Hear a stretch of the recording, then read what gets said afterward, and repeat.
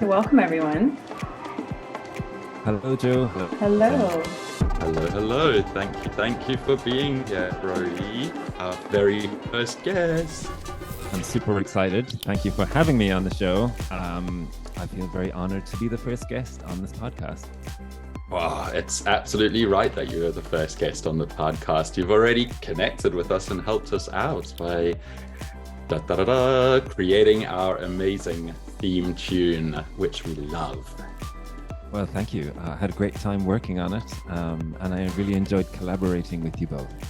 Sweet. We weren't too much of a pain? No, not at all.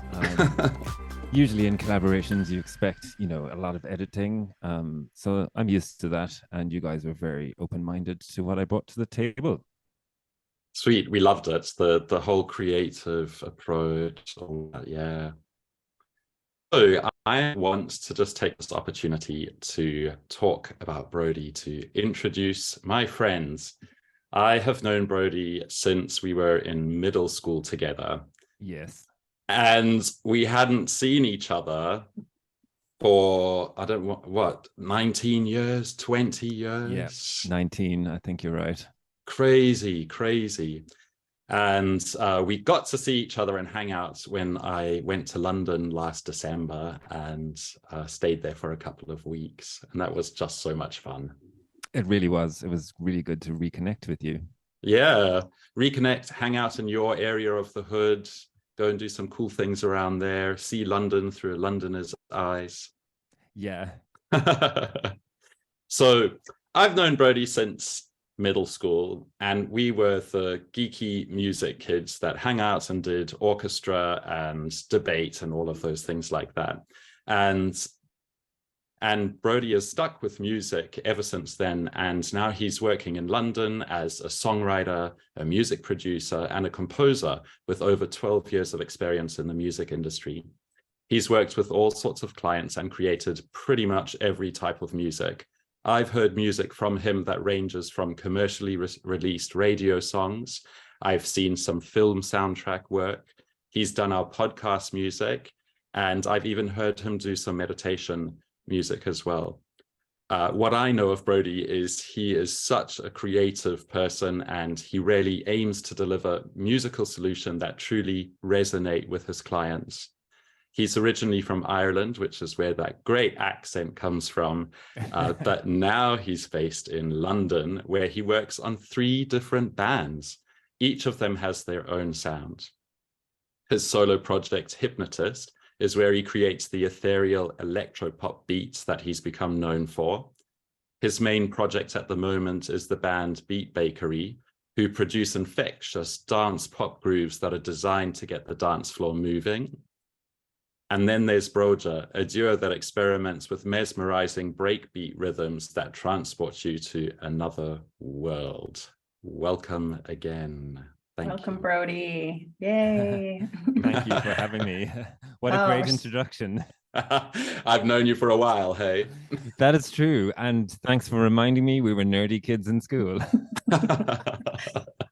I feel very fortunate to have met you, Brody, through Quentin. And just to give as we mentioned to our audience, that you worked with us and collaborated on our music for the show. Yeah. And how that all came about was, again, Quentin and Brody know each other. And Quentin said, hey, I know somebody that might be interested in doing our music. And again, I think that just shows the power of connections. And, when we meet people that are also creators and that actually want to do something and collaborate together, that once you get into that vibe and that world, it makes it easier for magic to happen and for people to come together and create. Yeah. Yes, so exactly. We're very excited to have you as part of our team. Thank you. It's really been a great journey to see it from conception to actual birth, Awesome, because you have been there literally every step of the way with the amount of times that we've reached out with, I don't know how to do this, and what's a better software for that? And as I say, I like helping and collaborating. So it's been really good to Mhm. like share knowledge with each other as well. I think that's part of the connectors like vision and ethos is to This, like yeah, share the exactly. knowledge, make That's everyone it. feel included. And we That's it. even we even wrote Brody into our WhatsApp group, so we're frequently sending him messages about, hey, what about this? And can you show us how you do those awesome reels on Instagram? And yeah, he has a breadth of knowledge when it comes to social media and getting a lot of posts as well. So we're Mhm. curious about how you manage that and how you get a lot of followers with your creativity. Yeah, social media has become really important in the last, say, 10 or so years. And as a musician, like that's now the most common way of being discovered as an artist. So you really have to have your social media game, as they say, game on point, as they say, another phrase. And that way, hopefully, you can engage with people. You get them commenting on your reels or your TikTok videos or your YouTube shorts, and you just create a fan base. Some of the ideas we've had for the reels have been hilarious. Like you've seen Joe and Quentin, the one of us fighting with spatulas and bakery pin rolls, Or in Yeah. the just boat. I playing. saw the one in the boat the other day. Yeah, With my bandmate, very Yeah. hilarious. Because we're not really social media is a little annoying. So we thought we would take jest at ourselves, and he decided he'd sit on the boat and make sad eyes about having to make a trend in order to just simply release some music. And it went down really well with our fans, actually. awesome. Yeah, I bet it was quite funny. I love all the punning on the bakery stuff. It's great. Please do Yeah, more. I think that's what is getting us attention. And fortunately, from the terms of social media, we can get the bakery audience and the music audience and combine them in one. So it's quite Great clever. idea. I love the Yeah. concept. Yeah. Do you mind talking a little bit about that? How you came up with that idea of the Beat Um, Bakery and how it forms and how you come up with your, creative solutions for putting together music? yeah, certainly. I met my bandmate in Tileyard Education, which is like a master's degree I was doing here in London. The degree was for songwriting and music production, and it was like the top of the world. Well, they claim it's the top of the world education space, and it's got a lot of famous people, and it just taught me a lot of things about songwriting to improve my skill.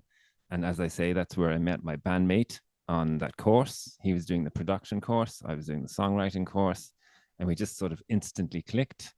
And he himself has been a baker since he was like 14. So this is where the name came. He brought the name to me. He said, I've got a name already in my head, and it's called the Beat Bakery because we make beats as producers. He was making a lot of hip hop at the time. I was more into electronic. And then he said he combined the name Beats with Bakery, and Beat Bakery was born. A lot of people say when they're making beats that they're cooking up beats. It's quite a common phrase now. And I think he played on that a bit. So we bake the beats and we produce some nice fresh I beats love for it. you. I was watching it. Where did you guys actually end up making something with? I saw you were melting chocolate and you had everything labeled and Yes, we in the did. kitchen. So that was quite clever. That was a really good reel actually for us. It reached quite far, that one. Um, we we used the concept of melodies and lyrics as chocolate and cornflakes mixing together, and we made like Oh, chocolate cornflake.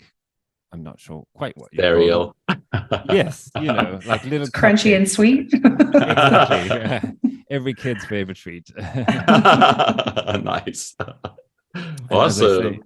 yeah, that was really good. Good hit with the fans. Yeah, amazing. So Brody, Okay. you want to share with us your a win of the week and a fail of the Okay. week? Yeah, certainly. So the win of the week is that we're releasing a new single on Friday, which is going to be great. We're super excited. You've seen all the social media work we've been doing. We've been emailing, marketing, pushing it and promoting it quite hard, and it's getting quite a lot of attention, which is great. So What's your new single called? it's called Got You, and it's featuring an artist called Belusi, who is also based in London. Awesome. Okay. Awesome. Yeah, that's very exciting. And we'll make sure we put all that information in the show notes for everyone to see. Yes, for sure. Please look down below and make sure that you follow Brody, have a listen to his latest tune, Got You. Thank By you. The Hypnotist, yes. Yeah. That's a good win of the week. That's a great win of the week. Yeah. Just a little side note before I go to my fail is that the singer was 17 when she recorded the vocals, and she is spectacular. She is one of the best vocalists we've worked with, and we really just enjoyed what she brought to the table. Very cool. Amazing. So the fail of the week is that we submitted our song to several pitches, to pitch to pop artists and to labels, and unfortunately all of the ones that have replied so far have said no. We're quite used to that in terms of offering our music up in the music industry. There's a lot of no's that come your way, so we just brush it off and move on. Like you were saying earlier, Joe, we try to convert it into a win and figure out exactly what we can do next time to make a win. Absolutely. And I guess the more no's you get, you're getting closer to the right people that you want to work with, right? Yes, exactly. That's the way I kind of look at that. So someone's going to hear your music and it resonates with them, and that'll be, the place to be. Yes, we'll get there eventually. Yeah. How about you, Joe? Well, I'm going to speed through this just because I know we're short for time, but mine was actually a couple of weeks ago, my win, and I just remembered it because of my lovely brand new sit stand desk that was probably about 800 pieces when it came from Wayfair. And I was very proud of myself that I spent a few hours on a Sunday putting it together. And it works, it's functionable. The motor works, it hasn't broken yet. So yay, that was a win. You did it right. Yes, I did it right. And I would say a fail was I missed yoga class yesterday because I just wasn't feeling up for going. So, typically I always know I can talk myself into it, or I'll feel better after I go. But it just wasn't one of those days. So yeah, I hear you. Sometimes it's like that. Sometimes it's like that. Exactly. Yeah. How about you, Quentin? Yeah. Okay. So my win of the week, I am doing my Certified Reinvention Associate presentation on Friday, which I'm looking forward to. Yes. Yay! Congratulations. And thank you. This will make me a coach. I can do personal coaching and reinvention, and I can work to systems and strategy wide for businesses as well. So excited to complete that. A fail of the week. I've just kind of had it with winter. I'm like in Montreal and I'm just done with it. And I was so glad when I went to get some groceries yesterday. It was a sunny day. It was like 4 degrees. And I saw the first few bulbs shooting their green shoots out of the ground. And I thought, I've survived another winter. Oh, brilliant. Yeah, it's always nice when you start to see the green, right? Because this time of year, everything's gray. Everything's dirty and gray, and there's no life. And well, should we jump into some of our questions for Brody? Yeah, let's go for it. I guess you talked a little bit about your background in music, but did you have like one pivotal moment or in life that inspired you to start a career in music? I actually did. When I was in my late 20s, it was a strange moment. I was getting public transport and it just struck me then. I was like, I'm a music producer and songwriter, and that's it. So it was like a moment that occurred in my mind. And from that moment forward, I just spent all of my energy ensuring that that was my reality. I love that. So you had the vision and you were already saying it to yourself, I'm a musician. Yes. Yeah. I actually got quite emotional about it because I realized this is my life purpose and that is it. There is nothing else. This is what I'm really good at. And off I went. I took every step I possibly could to get to my end goal in my mind. You sure have like as someone who's supported you from the sidelines, I have Thank you, by the way. seen, yeah, no worries. You've supported me as well. It's what brothers from another mother do. That's true. But yeah, you've been very single-minded on this.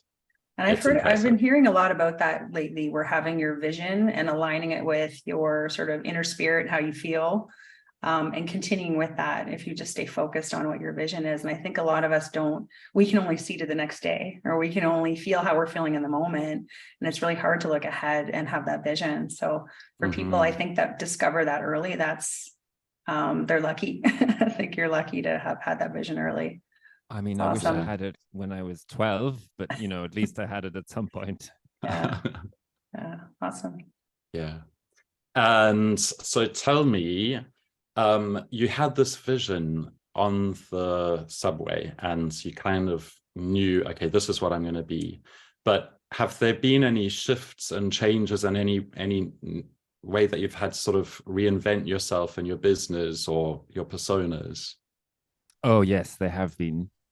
When I first started making music in Ireland, I was very much into rock-based music and guitar-led music, which is still cool. I still love that. But forming a band with, 4 or 5 other individuals, or sometimes it was only 3 individuals, it was hard to even coordinate people to practice, never mind being on the same vision. And unfortunately for me, I just found that the bands always fell apart. I tried for over 10 years to do it the traditional band way, and it just didn't seem to be working out for me. And then around mid 2005, 6, they started producing laptops with powerful enough software that you could make your own music. And I started experimenting with that. And that's kind of when I realized, okay, I can do this all on my own. I can reinvent myself from a rock guitar musician and become an electronic artist.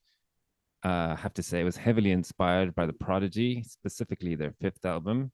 When I heard that, I was like, okay, I can do this. I love that. Yeah, I mean, I love all their albums, but that one in particular inspired me to switch my focus, to reinvent myself. And then, from there, I just learned all the software. I learned how to mix and produce, and basically became a producer. And then you've chosen really interesting projects along the way, or projects people have approached you to do all sorts of different projects as well. Yes, that's true. I've got the 3 bands going that I've worked in. I'm also producing the single for one of our previous singers of our Beat Bakery's first song, our debut single, Paradise. I am working on 2 remixes at the moment for 2 different artists. I released a remix last year for the artist Colin Lee. I actually quite enjoy doing remixes because it's like reimagining and reinventing someone's song that they already have, and I'm just putting my spin on it. I like to think I'm converting it into what I think would be the best version of it, Well, Awesome. yeah, totally. When I mean, love your definition of a cover song, and when I compare it with my ukulele versions of covers, it's nothing like your perfection and creativity. Oh, I feel like that's a whole other show. Yeah. Yes. Get out the ukulele. And we're back. Small technical glitch. You got to deal with them sometimes. Hey, that's life. It sure is. It sure is. We're actually quite used to that in the studio, dealing with technical glitches. Right. I bet you are. I bet sometimes it takes hours just to get one little bit done.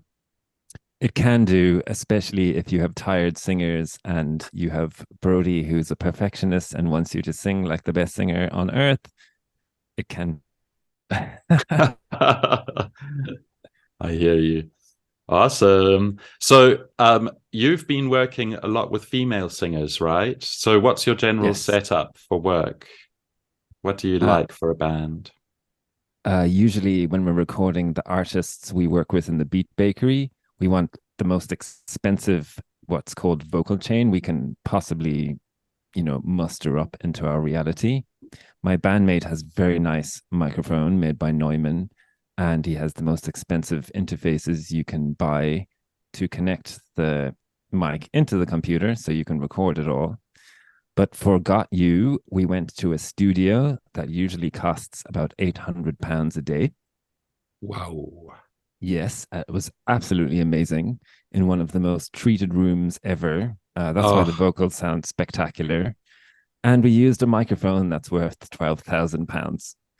Oh my. Yeah, Yes. that's a bit different to the one that I've got in front of me. and same for me, you know, this is a common SM7 mic. They're only about £100. Yeah. And on that very note of powerful. equipment, Brody, do you find that makes a huge difference depending on like the cost you spend and how much you spend on equipment? Like I've heard some different things even in the podcasting world where this one woman said she started off with like a $20, $30 when she bought off Amazon, and it was okay for a while, and then she upgraded to like a Yeti later on and so on. Have you kind of done the similar things as you've been able to upgrade your equipment? Have you noticed a difference in your sound as well? Oh, definitely. Those very expensive microphones that are a little out of my price range, 12 grand is very expensive. They pick up an extreme amount of detail. You can actually hear the air moving in the room from those microphones. It's not really suitable for a podcast because, you know, we don't want to capture that much detail in the audio. But when you're singing on a song, you want to capture as much as possible. So I did start with, I mean, you can see I still have this mic. It's very handy. A lot of famous musicians recorded through it. One that jumps to mind is Chris Cornell from Soundgarden. He recorded an entire album with a mic like this that only cost £100. Wow. So it's not really just your mic. The singer, first of all, I should have mentioned that, has to be spectacular. Yeah, which he was. Yes. He was spectacular. Yeah, but he also had that voice that was kind of, you know, raspy and gravelly. So yeah. One of my favorite singers, Chris Cornell, and same with the singer on our track. We had the same, you know, the same idea. When we heard her initial ideas to the song, we were just blown away. And the tone of her voice for a 17-year-old then was just, it just astounded me. She's 18 now, but, you know, even that at 18 is just unbelievable how good it sounds.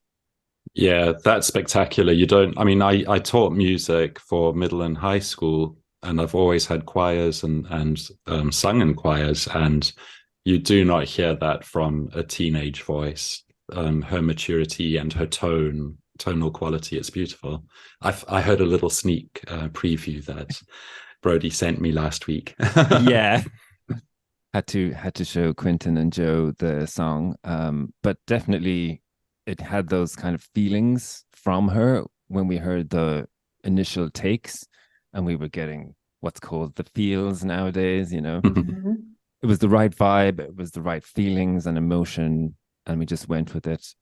We plan to do much more music with her as well. Awesome. Sweet. Yeah. And what allows you to connect, I guess, to a song or to music? Like, who's inspired you over the years, and what really made you connect to certain types of sounds or voices or instruments? For me, I think it's emotional, the emotional impact of the singer or the band or the song or the artist or something in the song that I like, because I like a lot of dance music, and it turns out so do you, Joe. Yes, I do. Hence why our podcast intro is electronic music. Kind of dancey. And hence why in the WhatsApp chat we share really good playlists of good DJs. Yes, we do. Yes, we do. And that's true, actually. Joe has sent me so many good sets that it inspired me to create music more appropriate for the podcast, you know.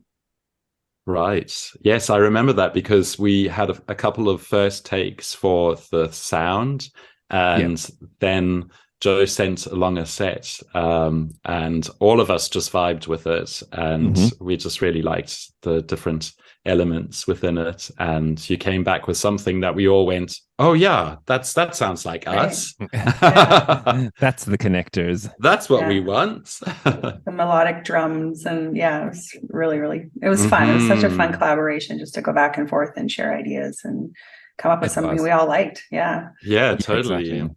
And the project's grown a little bit as well, because we've asked you to do some extra bits like an outro music and some sound effects that connects with the connectors. Yeah. I think it's all really good branding and audio branding for your brand. Well, that I wanted to work with you because I've spent a lot of time doing web and graphic design work and creating e-learning work. And if you go to all of the general stock photos where you can get a lot of stuff for free, it's got a very generic sound. A lot of the podcasts that are using the same sort of background music, you hear it instantly. It's like painting by numbers, for visual artists. So capturing and like thinking of the audio branding and the sound that we wanted was really important for me. It starts the show, it ends the show. Yeah. People will be able to recognize your show from just hopefully the first few notes of the intro music, possibly outro music as well. Yeah, totally. That's the hope. Maybe even like dance a little bit to it. Yeah, exactly. I should make an extended mix. You should. Yeah. So you talked a little bit about reinventing yourself before, Brody. And I sometimes find when we reinvent ourselves, that can be through, something we've gone through that was a significant change in our life, or maybe it's through a connection we've made, or can you tell us a little bit about maybe some really good connections you've had in the music industry that have led to these great collaborations that you've had? Yes, indeed. I can actually tell you about the song Got You. So I made it with my bandmate. I actually wrote the melody and the lyrics. He first of all sent me some music one day, and I just thought it was the best composition he'd ever done to date. And it instantly inspired me. I just got out my pen, started writing lyrics, and came up with the melody. So we stewed on that for a few months, as Brody's tending to do in his life. And we then sent it to our mastering engineer. We like to use a really professional mastering engineer. He's worked with lots of big names, and we just really trust his judgment.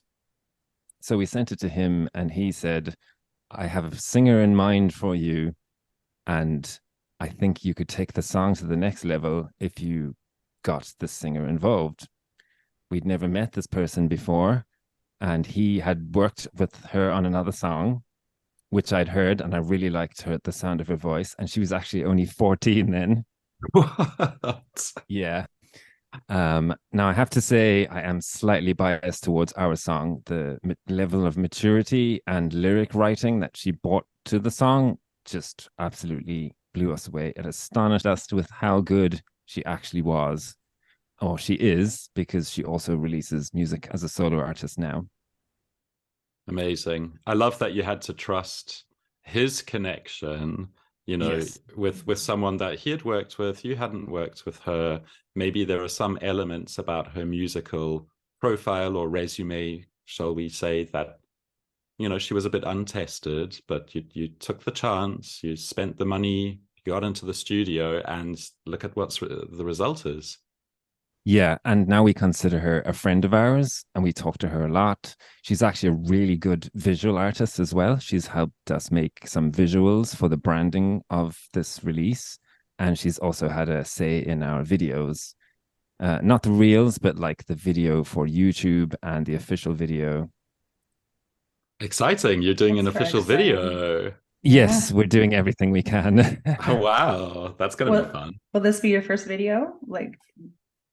We have one video before for our debut single, but that was a lyric video.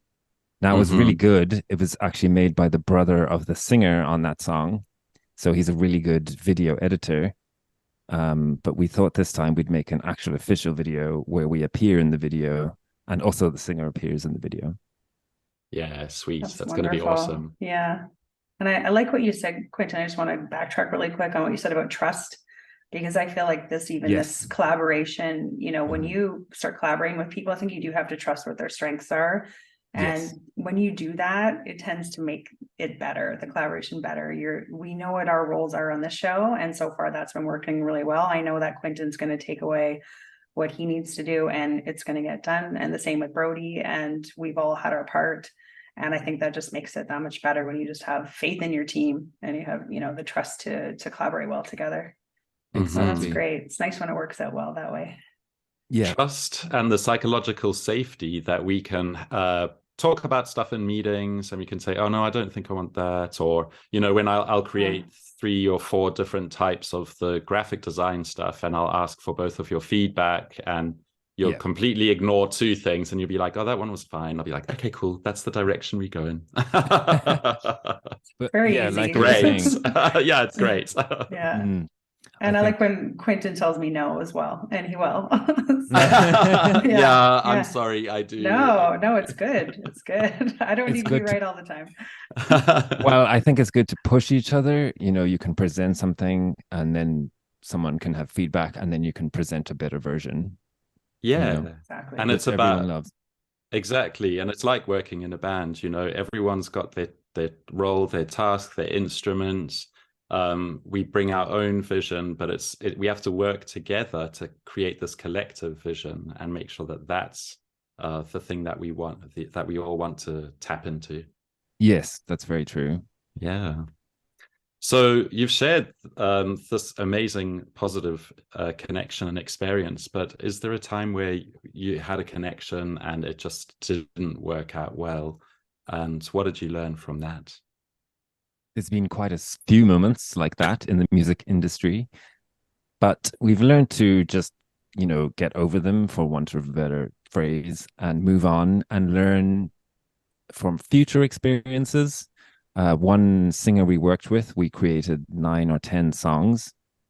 This was in about 2018. And in fact, we thought, oh, great, we're going to form a band with this singer. And it was all going really smooth. Then she just started not talking to us and releasing music without telling us. It felt like she had excluded us from the team that you've just made a really good example of. And we sort of distanced from each other. And then we realized this wasn't going to happen. So we had to have the very serious talk of, we're really sorry, but we have to part ways. And I think it made everybody happy. By that time, she didn't want to collaborate with us. And we really felt, sour milk between us. So we didn't want to collaborate with her. We all signed a contract saying none of this music will ever be released and sort of put it to bed.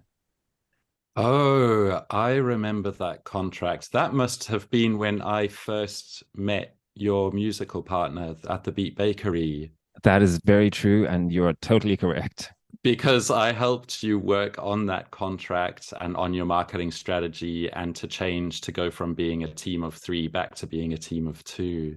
Yes, that is true. That's another actual reinvention moment in the Beat Bakery story.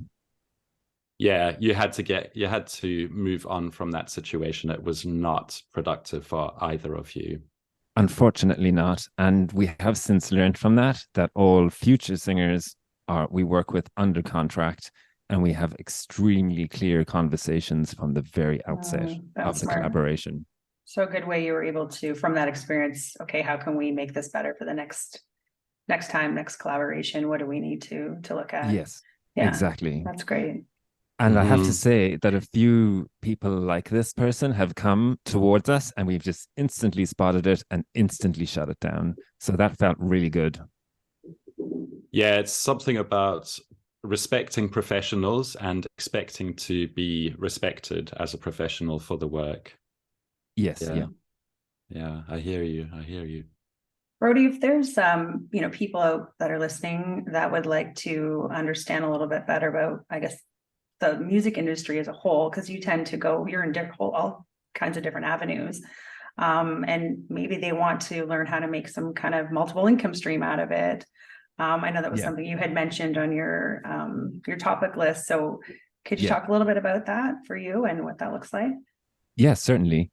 These days in 2023, especially, it's very tough to just, become a hit songwriter and then instantly get millions. Those days are kind of gone. Even the Led Zeppelin days of having bands that fly around in jets, they just don't really exist anymore. There's the Mm, top 1% that possibly could reach that level of fame. But since streaming has been invented, no one sells albums anymore. And the music mm, industry has much less money to like pull from the artists. mm, But a lot of the work I get is for businesses and clients who need audio branding or podcast music. You guys are not the first podcast I've worked with. And that's very lucrative in terms of writing a hit song. Yeah. Good. Okay, so three you mentioned were writing, producing, and then creating for Yes. different types of platforms. Yes. Or And also, I offer mixing and mastering services. So if you already have a song and you just want another person to mix it because you want some different perspective, I can do that as well. And literally anything we perform live as well that gets us money. I've been commissioned to do remixes that gets that pulls in some earnings. Just that's so many great. different ways of doing it. You really have to diversify yourself, I think, in any industry you're in. Then sounds like you can create a lot of different avenues in which to do that. Yes, Yeah. that's true. And because I love almost every genre of music, I feel like I'm quite competent at making any sound that I or my clients would desire. hmm Yeah, totally. And just coming back to the music that you're creating, what are your upcoming releases? We know that this one on Friday is about to be released. Yeah. And what else is coming up in So on the 2023? we have actually quite an exciting year of music releases planned. We're going to release another single on the 5th of May with our friend and singer Michelle Suzanne. That's going to be called Boxes. And then I think we're aiming for the 15th of June, we're going to have the third single with the original singer, Milena, who was on our first single, Paradise. We're really good friends with her. And that's going to be called Feel Alive. And beyond that, I want to keep it a little secret. You got to tease the Exciting. audience. Yeah, for sure. Totally. That's awesome. It sounds like you're going to be very busy coming up Yes. to summer. We're going to be releasing until October or November. Wow. And Yeah, Brody that's will a- also be on our first episode release on May 5th as well. So That's Yes. it. when we launch our first few episodes, this will be one of them. Mhm. Amazing. I'll be Mhm. bilocating on that day. Yeah. Yes, we'll be popular that day. Yeah. Yes. Before I guess we wrap up, is there anything else, Brody, that you'd want to share with our audience on what you do and your passion in music and what anything else that we should know about you? Very passionate about music. I love to collaborate. I love to work as part of a team and bring a vision to life. I love to create music that makes people dance and smile and move. It was extremely satisfying when you both enjoyed the final version of the music. To me, to see the smiles on your face was just everything for me. Oh, it's better than that, right? Yeah. And can you let everybody know where they can connect with you? So you can find me online. My solo artist, Hypnotist, is here. I'm pointing in the wrong direction. There, you got it. You can do at Hypnotist, and you can contact me, or you can do at Beat Bakery UK to contact my band. And we're available on every single social media platform in existence on Earth with those handles. Awesome. So, And we'll make sure we put all that into the show notes as well and include any of your upcoming releases so that the audience knows what you have coming down the pipes. Thank you. Yeah, thank you. yeah, awesome. Thank you so much, Brody, for taking the time today out of your busy artistic schedule to come and speak to us about your career in music, about all of these different aspects that you are involved in, and about the connection with us and the work that you have created for the Connectors. Yeah, it's been good to be on part of the show, and thank you for having me on. Yes, thank you, Brody. We appreciate your time and all your efforts and It's been so fun getting to know you. So I'm glad that you are our first guest. As I say, Yeah. I do feel quite honored. So thank you. You're welcome. That wraps up today's episode. Please stay tuned on social media where we let you know what we have upcoming for our episode 3. Well, that's it for this show. And thank you for joining us. We hope you'll stick around. We have a lot of great content and guests coming up in our upcoming shows. And as we said, our first launch is May 5th, which is Cinco de Mayo. And we look forward to hearing from you and you sharing your stories and what you want to hear on topics and advice and inspiration. I'm going to pass it over to Quentin now. Awesome. So please make sure to connect with us by following us on Twitter at The Connectors, Facebook, The Connectors Podcast, LinkedIn, The Connectors Podcast, or reach out on email to both of us at theconnectorspodcast@gmail.com.